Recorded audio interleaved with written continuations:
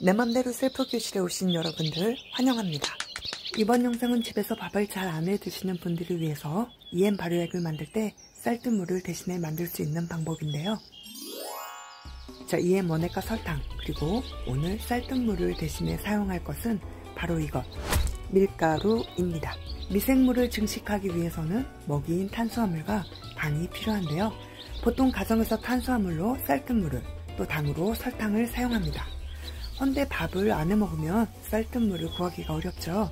그럴 때 간편하게 사용할 수 있는 게 바로 이 밀가루입니다. 밀가루 대신 전분가루를 사용해도 되고요. 쌀가루를 사용해도 괜찮습니다.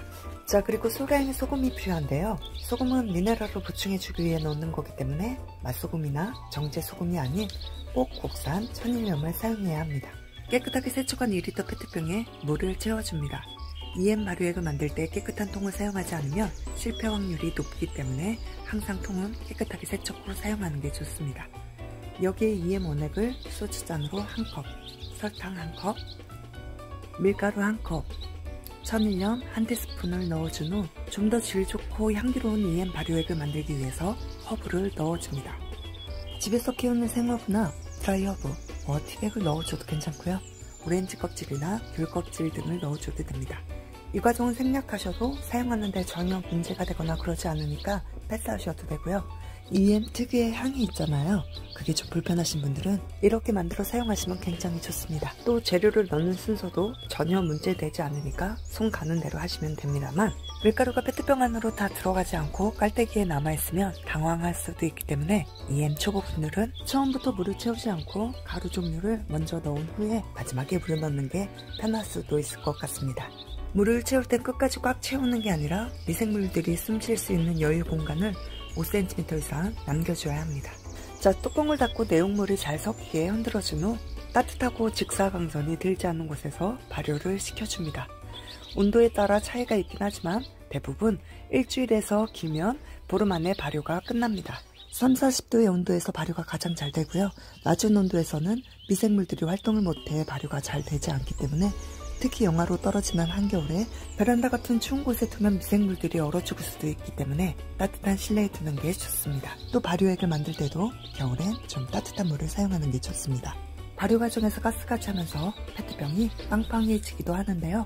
이때 그냥 두면 페트병이 터질 가능성이 있기 때문에 2-3일에 한 번씩은 뚜껑을 열어 가스를 빼줘야 합니다.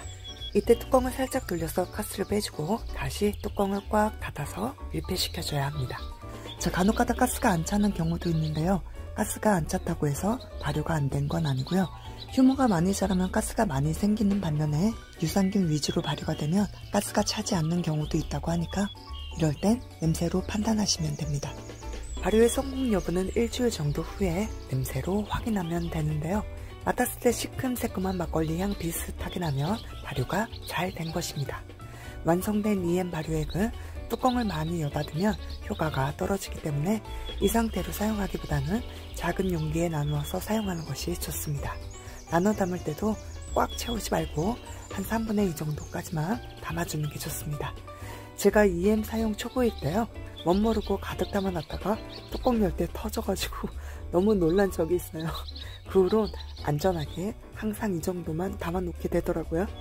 겁은 많아가지고. 이렇게 나눠 담고 먼저 만들어 놓은 것부터 순차적으로 사용하면 됩니다. 뭐가 됐든 신선한 게 좋기 때문에 개봉한 후에는 될 수 있는 대로 빨리 사용하는 게 좋고요. 밀폐를 잘 시켜놨다면 6개월 이상도 보관이 가능합니다. 사용하기 전에 냄새를 맡아보고 처음 만들어졌을 때처럼 시큼새큼한 막걸리 향 비슷한 냄새가 올라오면 사용하면 되고요. 뚜껑을 열었을 때 이상한 냄새가 막 올라온다면 보관 과정에서 변질이 된 거니까 당연히 사용하면 안 되겠죠? 근데 EM은 청소나 빨래, 또 식물을 가꿀 때 등등등 사용할 곳이 너무너무 많기 때문에 아마 오래 보관하실 일은 없을 것 같습니다. 보관을 할 땐 냉장 보관보다는 실온에서 보관하는 게 좋은데요. 장기간 냉장 보관을 하면 미생물들이 활동을 안 하기 때문에 꺼내서 바로 사용하면 효과가 떨어지게 됩니다. 만약 냉장 보관을 하신 분들은 꺼내서 바로 사용하기보다는 30분 이상 실온에 두고 미생물들이 깨어나 활동할 수 있는 시간을 만들어준 다음에 그때 사용하는 게 좋습니다. EM 사용 방법은 고정 댓글과 더보기란에 링크로 남겨놓을 테니까 필요하신 분들은 참고하시면 좋을 것 같고요. EM의 다양한 활용법은 앞으로도 중간중간 계속 업로드할 예정이니 구독, 알림 설정 해놓으시면 더 많은 정보 받아보실 수 있습니다. 자, 그럼 저는 다음 영상에서 다시 찾아뵙도록 하겠습니다. 끝까지 시청해주신 여러분 감사드립니다.